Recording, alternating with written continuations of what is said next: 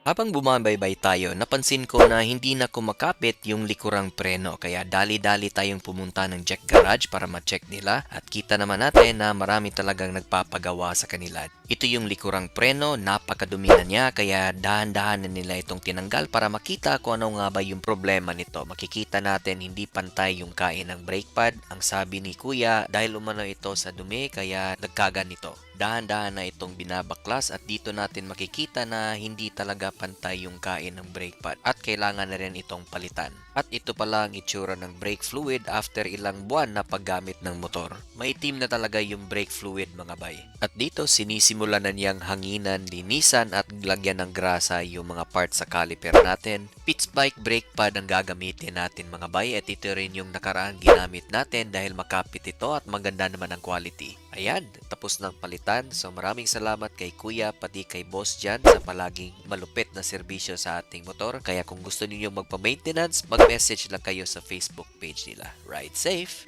You went away.